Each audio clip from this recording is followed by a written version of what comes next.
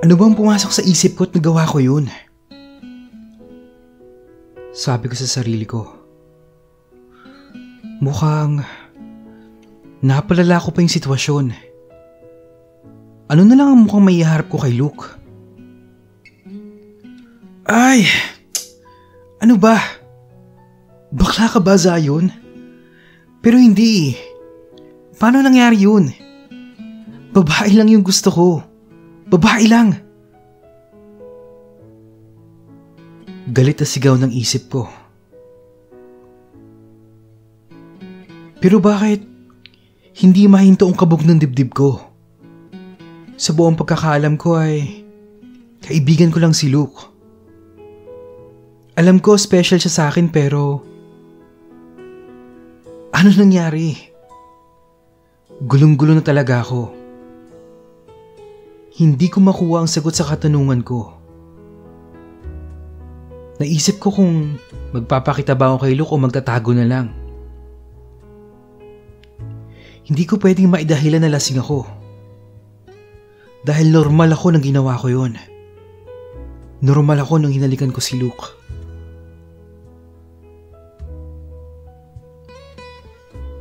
Nag-isip ako ng may dadahilan kung sakaling tanungin ako ni Luke kung anong ibig sabihin ng ginawa ko. Pero bakit ko nga ba ginawa yun? Dahil ba naaawa ko sa kanya? Pero bakit halik? Pwede namang yakap lang eh. Ay, bahala na. Iiwas na lang muna siguro ako sa kanya. Hindi ko kaya makita siya o matitigan man lang. Paano kung ipagkalat niya sa tropa yung ginawa ko? Biglang kumulo yung tiyan ko. Naalala ko, hindi pa nga pala ako kumakain ng hapunan.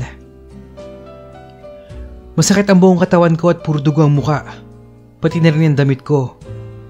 Kaya naisipan ko munang maligo. Hindi ko na masyadong naalintan ang sakit na nararamdaman ng katawan ko. Dahil sa bukod na sanay na ako, ay mas nangibabaw sa utak ko yun nangyari sa amin ni Luke kanina. Nang matapos ako maligo ay ginamot ko muna yung mga sugat ko. Tinignan ko maigi ang taong nakikita ko sa salamin. Puro sugat sa mukha at pasa sa katawan. Napayuko na lang ako. Hanggang kailan ba ako ganito?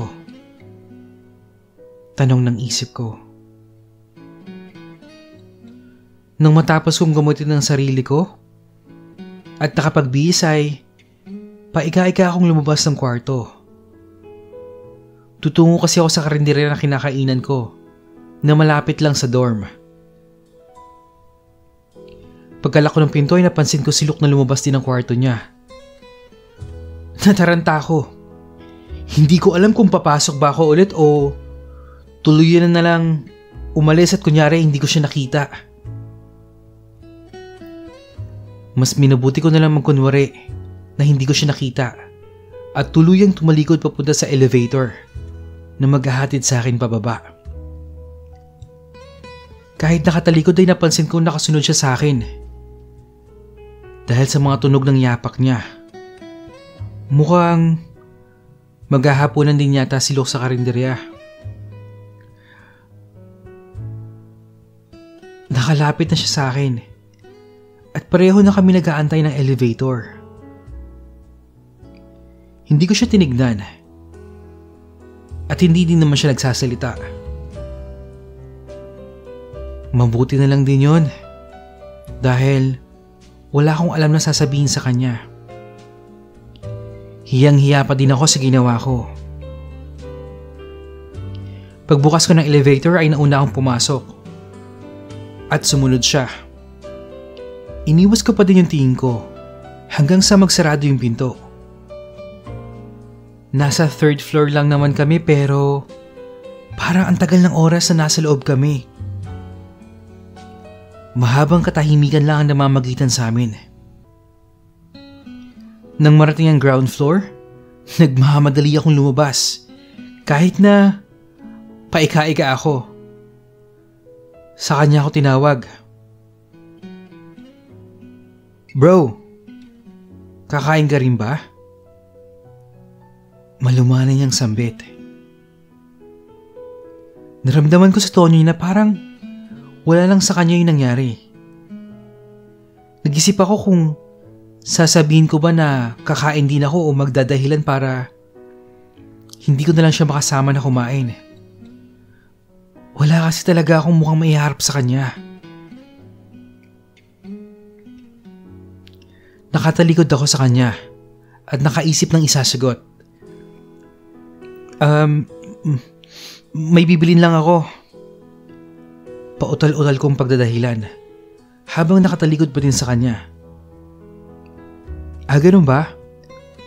Gusto mo samahan na kita? Kinabahan ako lalo. Saka ako lumingon pero iniiwas ko pa din yung mata ko na tumingin sa mga mata niya. Hindi na Brad. Medyo malayo kasi yung pupuntahan ko eh. Pagsisinungaling ko. Ayos lang sa akin yun. Sasamahan kita. Sabi niya habang nakangiti siya. Naku, patay na. Paano ko malulusutan to? Mukha naman wala akong may dadahilan eh. Pero bakit parang wala lang sa kanya ang nangyari sa amin? Pinapatawad niya na ba ako?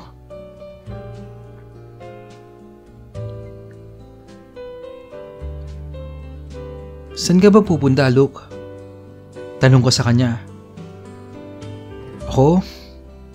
Kakain sana. Gusto ko lang din sana na may kasabay sa pagkain. Tila normal niyang sabi. Hindi ko nahimigan o naramdaman na galit pa rin siya sa akin. Para bang bumalik yung Luke na dati kong kaibigan. Pero teka, parang may mali eh. Hindi ba dapat mas nagalit siya sa akin dahil sa ginawa kong paghalik sa kanya?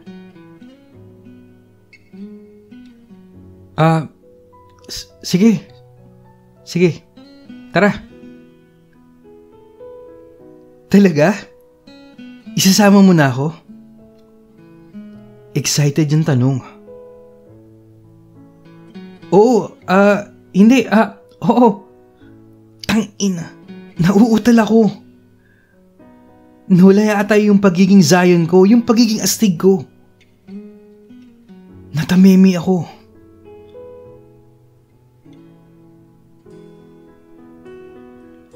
Tinignan niya lang ako na mukhang naguguluhan sa inaasta ko. Hindi talaga mawala yung nararamdaman kong hiya. Ibig ko sabihin, sige, kain na lang muna tayo, Luke. Mamaya na lang siguro ako bibili. Sabay kamot ko sa ulo ko. Kahit wala naman talagang makati. Sa tingin ko, noong mga oras na yon, namumula ako sa kahihiyan. Tara na! Pag-aaya niya. Niligpasan niya lang ako. Samantalang nakapako pa ang mga paa ko sa kinatatayuan ko. Naguguluhan kasi ako sa inaasta ni Luke. Pinapatawad niya ba ako? Lumingon siya sa akin. Ano? Sasamahan mo ba ako o sisipain ko yung mukha mo? Seryoso niyang sabi pero alam ko nagbibiro lang siya. Napangiti ako. Nakabalik na nga yung kaibigan ko. Gantong-ganto kasi kami mag-usap. Napailing na lang ako na sumunod sa kanya. Ang kaninang pagkailang, nararamdaman ko ay napalitan ng saya. Mukhang pinapatawad na nga niya ako. Sabi ko sa sarili ko. Nang marating namin yung karinderya ay umorder kami ng ulam at kanin. Saka pumwesto kami sa lamesa na lagi naming pinapwestuhan. Medyo naiilang pa din ako. Binabasa ko yung mga kilos niya. Nakailang subo na kami ng pagkain pero wala pa din nagsasalita sa amin. Naisipan ko tuloy yung humingi ng tawad. Luke. Oh, Brad. Yung nangyari kanina. Naputo lang sasabihin ko dahil sumabat siya. Brad, anong plano mo sa sem break? Pag-iiwas niyang tanong sa sasabihin ko. Napansin kong ayaw niyang pag-usapan na nangyari kanina. Medyo ikinaluwag ng dibdib ko dahil ang totoo ay hindi rin ako handang pag-usapan namin yun. Hindi ako kagad nakasagot sa tanong niya. Ano? Wala kang plano? Dagdag na tanong niya. Oo, meron. Siguro uuwi muna ako sa probinsya. Pero sa totoo lang, hindi ko pa naiisip kung ano ang gagawin ko sa darating na sem break. Ikaw ba, Luke? Anong plano mo? Uwi ako ng Zambales. Magsisiuwian din kasi yung mga pinsan ko. May outing daw kami. Saka siya sumubo ng pagkain. Tumangulong ako. Saka ipinagpatuloy yung pagkain ko. Ikaw, baka gusto mong sumama? Pag-aayaan niya. Napaisip ako. Teka, hindi ko pa lubos maunawaan kung napapatawad niya na ba ako sa kagaguhang ginawa ko sa kanya o ano, tapos aayain niya akong sumama? Ayos lang naman sa akin sumama. Dahil wala naman talaga akong planong gagawin sa bakasyon. Pag-iisipan ko, bro. Medyo naguguluhan pa din kasi ako sa sitwasyon. No, bro. Masaya yun. Beach sa May Subic ang pupuntahan namin. Madaming chicks doon. Anak ng... Hindi ko alam kung maaasar o magigilty ako sa sinabi niya eh. Parang may dating kasi yung pagkakasabi na parang pinapaalala niya sa akin kung gaano ako kagago pagdating sa babae. Pinapaalala niya yung kagaguhan na ginawa ko sa kanya. Pero wala naman akong karapatang mag-react. Kung ibang tao lang yung kaharap ko, baka nabigusan ko na siya. Napansin niyang parang minasama ko yung pag-aaya niya. Ibig ko sabihin, Brad, masaya yung magiging outing namin. Sumama ka na. Akong bahala sa'yo.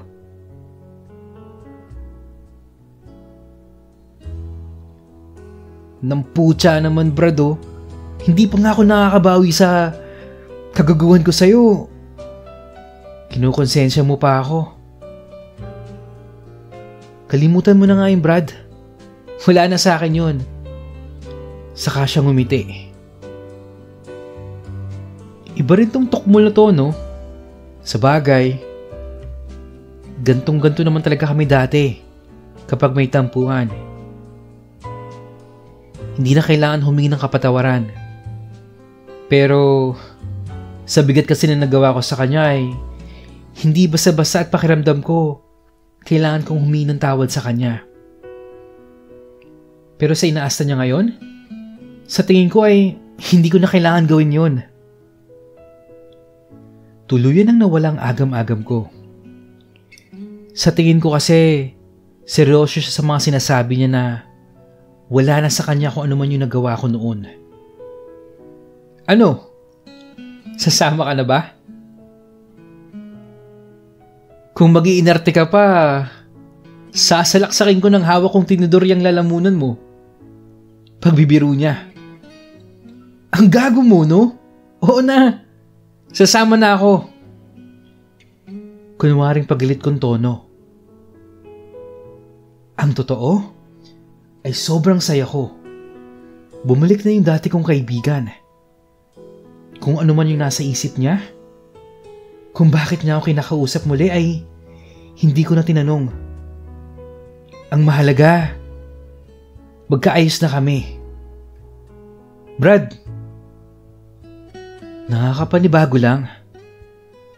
Sambit ko. Ha? Ang alin? Wala. Ang nasa isip ko lang talagang sabihin ay tungkol doon sa nangyari kaninang paghalik ko sa kanya.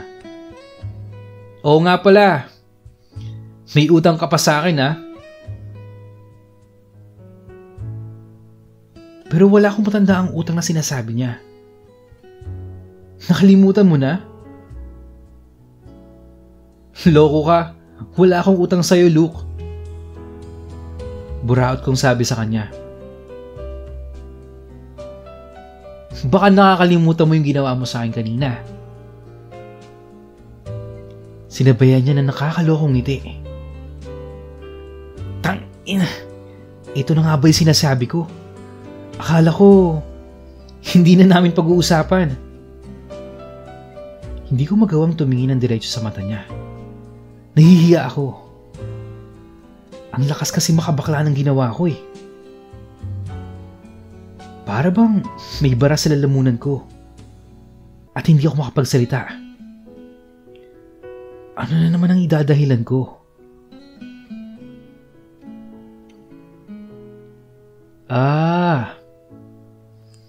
Nakalimutan mo na ba? Nangaasar pa rin ang gago. Sige, ipagsigawan mo. Pikon kong sabi sa kanya. Gusto mo? Talaga? Gusto mo? Saka siya lumingon dun sa isang ate na nagsaserve ng pagkain. Ate! Ina mo ka, Brad. Subukan mo, sige. Lumapit yung babaeng tinawag niya.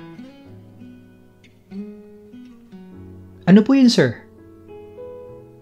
Itong kaibigan ko kasi may utang sa akin. Saka tumingin sa akin.